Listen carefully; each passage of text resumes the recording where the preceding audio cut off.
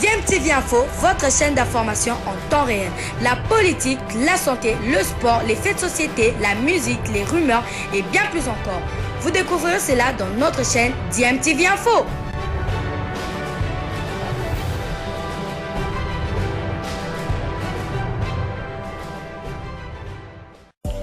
Vous êtes sur DMTV, bonjour ou bonsoir, tout dépend de l'heure à laquelle vous nous suivez. Tout plaisir est pour nous de vous retrouver, mais surtout de savoir que vous êtes nombreux en train de suivre votre chaîne YouTube DMTV. DMTV qui vous propose l'actualité, vous propose également des analyses et des réflexions sur des sujets d'actualité, sur des faits sociaux, tout simplement sur des réalités que nous observons ici chez nous en République démocratique du Congo. La Coupe d'Afrique des Nations 2025 n'aura plus lieu en Guinée. En effet, la Confédération africaine de football a retiré l'organisation de cette compétition à la Guinée suite au très grand retard pris dans la construction des infrastructures devant accueillir cette CAN 2025. C'est le président de la CAF lui-même, le Sud-Africain Patrice Motsepe, qui a annoncé la nouvelle hier après une visite d'inspection qu'il a effectuée sur place en Guinée où aucun stade n'est prêt à moins de 3 ans du coup d'envoi de la compétition, alors que c'est depuis 2014 que la Guinée a été désignée comme pays hôte de cette CAN 2025. La CAF va d'ailleurs déjà lancer un appel à candidature ce samedi et selon les informations en notre possession, l'Algérie et le Maroc seraient prêts à remplacer la Guinée, y compris la République sud-africaine et le Sénégal. Après s'être entretenu avec le président de la transition de la Guinée, Mamadi Doumbouya, le ministre de Sport, ainsi que le comité de normalisation de la Fédération guinéenne de football, Patrice Motsepe leur a conseillé de postuler pour l'organisation du CHAN 2024. Après, c'est lui qui aura lieu en Algérie en janvier prochain. Et puisque nous parlons de cette 7e édition du CHAN Algérie 2023, c'est aujourd'hui que sera effectué le tirage au sort de la compétition. C'est à 19h heure de Kinshasa que cette cérémonie va débuter à Alger, capitale d'Algérie, en présence de quelques légendes du football africain, vainqueurs de la compétition, notamment le Congolais Robert Kiliaba, vainqueur de la compétition en 2009 avec la RDC. Les chapeaux du tirage au sort ne sont pas encore connus, ni le mode du tirage pour répartir les 18 équipes qualifiées dans des groupes. Vainqueurs de la compétition à 2 reprises, la RDC et le Maroc devraient bien évidemment être de tête des séries ensemble avec le pays hôte, l'Algérie. Voici par ailleurs la liste de 18 pays qualifiés à cette compétition: l'Angola, le Congo-Brazzaville, le Mali, le Ghana, l'Éthiopie, le Niger, l'Ouganda, le Sénégal, la Mauritanie, Madagascar, le Soudan, la Libye, l'Algérie pays hôte, le Maroc et la RDC double vainqueurs de la compétition, le Mozambique, le Cameroun ainsi que la Côte d'Ivoire. Les 18 équipes de cette 7e édition seront réparties en 3 groupes de 4 équipes et 2 groupes de 3. Et la compétition aura lieu du 8 au 31 janvier 2023 en Algérie. Et donc les pays qualifiés vont tenter de succéder au Maroc au palmarès de cette compétition. Football toujours, Coupe Interclub de la CAF. La SV Club quitte sauf changement des dernières minutes Kinshasa ce samedi à 15h pour la ville de Cotonou où elle va être reçue le samedi 8 octobre prochain par le club burkinabé de Rai Kadiogo pour le compte de la manche allée des 16e de finale de la Ligue des Champions. Les Dauphins Noirs ont fait le plein de confiance avant leur déplacement en s'imposant devant l'AS Diable Noir du Congo-Brazzaville en amical jeudi au Stade de Martyrs. C'était sur le score de 2-1. On écoute le coach Raoul Chungu de V Club. On a joué le match, le deuxième match retour, je ne connaissais pas l'équipe puisque lors du premier match, moi j'étais avec l'équipe nationale. On a fait le résultat qu'on a fait. On essaie certaines choses qu'on ne va pas dévoiler, dire qu'on est en train de faire ça ou ça, mais on essaie certaines choses. Et le résultat, ce n'est pas tellement important pour moi, mais la manière dont ils vous ont fait, ils n'ont pas fait ça comme on voulait à 100%, mais ils ont quand même essayé de faire certaines choses qu'on les a demandées, puisque nous allons jouer à l'extérieur. On a joué en fonction du match qu'on va jouer à l'extérieur, et c'est différent. On a joué différemment du match qu'on va jouer chez nous à domicile. À l'extérieur, à domicile, c'est toujours différent. Alors, il faut que les gens comprennent qu'il y a des stratégies qu'on ne peut pas dévoiler. Ce n'est pas comme on joue à domicile qu'on va jouer à l'extérieur. On joue sur une terre, je dirais, étrangère. On doit avoir une manière de jouer. Et comment voulez-vous que nos équipes, les équipes qui représentent les pays, soient au top 100 championnat? Il faut quand même féliciter les gens qui peuvent développer à ce niveau, jouer un match pareil, sans championnat. Ce n'est pas facile. Ce que nous a marqué la Diable Noire, bon, c'est une équipe collective, une équipe qui joue bien, une équipe que je connais dans le temps. c'est quand même une très bonne équipe. On a remarqué qu'ils ont des joueurs de qualité.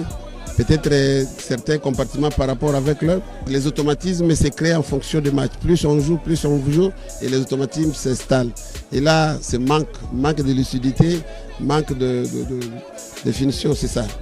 Voilà, c'était le coach de la formation de l'ASV Club, Raoul Chungu. L'autre représentant de la RDC, le tout-puissant Mazembe, sera reçu le dimanche 9 octobre par la formation ougandaise des Vipers SC. Vous le savez, Mazembe jouera ce match sans 4 de ses pions suspendus par la Confédération africaine de football. 3 ont été suspendus d'ailleurs pour 4 matchs. Il s'agit de Kabaso Chungu, Christian Kofi Kwame et Philippe Kinzumbi. Il y a Tandy Mouapé de la défense qui a été suspendu pour un match. Est-ce que ces absences vont peser très lourd dans la balance côté tout-puissant Mazembe? On écoute l'analyse de Belaluc Mukandila, notre confrère qui intervient depuis Lubumbashi.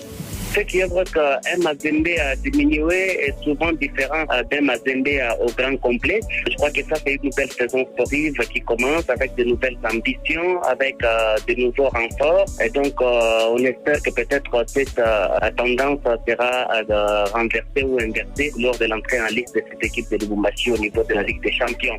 Mais par rapport aux pièces de réchange, parce que vous le savez, ce sont des pièces maîtresses, ce sont des pions phares qui seront absents lors de ces matchs. Il y a Kevin Mondeko Zatou et Johnson Atibou Radiabou qui sont là, qui peuvent composer une belle charnière centrale pour essayer de pallier les absences de Tchongo ou encore de Tandy Mouapé, parce que la belle opération, c'est Jonathan Atibou Radiabou ou Johnson Atibou Radiabou a été quand même aligné lors de plusieurs matchs amicaux en Zambie, et donc on espère qu'il va saisir sa chance pour frapper déjà les esprits des sportifs et être aligné lors des prochains matchs. Voilà, c'était la Belaluc Mukandila, notre confrère de Lubumbashi. Et puis en Coupe de la Confédération, le FC Saint-Éloi Lupopo a regagné Kinshasa ce samedi après donc son stage passé au Maroc où les Viettes ont joué 7 matchs amicaux, 4 victoires et 3 défaites. Une victoire d'ailleurs contre l'équipe nationale du Rwanda, 3-1 en clôture de ce stage côté Lupopo. Lupopo va recevoir la formation de Sagrada Esperança d'Angola ici à Kinshasa. Ça sera le 8 octobre prochain, donc le samedi de la semaine prochaine. Le Daring Club Motema Pembe, quant à lui, sera reçu par la formation de Saint-Michel United de Seychelles. La Vodacom Ligue 1 va démarrer le 8 octobre prochain, vous le savez, et oui, le calendrier est déjà disponible. Les clubs continuent à se préparer pour disputer cette 28e édition du championnat national de première division de la République démocratique du Congo. C'est le cas de la jeunesse sportive de Kinshasa qui a battu Congo Pemba hier sur le score de 3-1 en amical. On quitte le football pour parler handball avec le démarrage hier de la 43e édition de la Coupe d'Afrique des clubs champions qui se déroule à Hammamet en Tunisie. Le représentant de la RDC a manqué son entrée. JSK a été battu par Espérance de Tunis sur le score de 43-30, alors qu'à la mi-temps, le score n'était que de 19 pour l'Espérance et 17 pour la formation de JSK. Qu'est-ce qui a causé cette chute libre des Congolais en deuxième mi-temps? On écoute les explications du coach Achar Kibaki. Par rapport au moral des joueurs, ils sont là, ils sont humbles, ils sont vraiment très conscients et concentrés pour leur compétition. Et en première période, ils se sont donnés, vu qu'on n'a pas assez beaucoup d'effectifs. Donc après, ils étaient un peu fatigués. Bon, après, en deuxième période, j'ai essayé de faire tourner l'effectif parce qu'il nous reste encore demain un match qui sera peut-être à notre portée. Donc voilà pourquoi j'avais essayé de faire tourner l'équipe pour leur faire reposer afin qu'on puisse entamer le deuxième match demain à 17h pour essayer de décrocher cette victoire. Voilà, c'était là le coach Achar Kibaki de la formation de la jeunesse sportive de Kinshasa. Et oui, il a raison, puisque aujourd'hui, JSK jouera à 17h contre la formation d'Aïn El Touta d'Algérie, une équipe qui n'est pas habituée aux grandes compétitions sur le plan continental. Donc une occasion pour JSK de se relever après cette défaite face à la formation de l'Espérance sportive de Tunis. Hier, toujours dans le même groupe, la formation Flowers du Bénin a été battue par Aïn El Touta d'Algérie sur le score de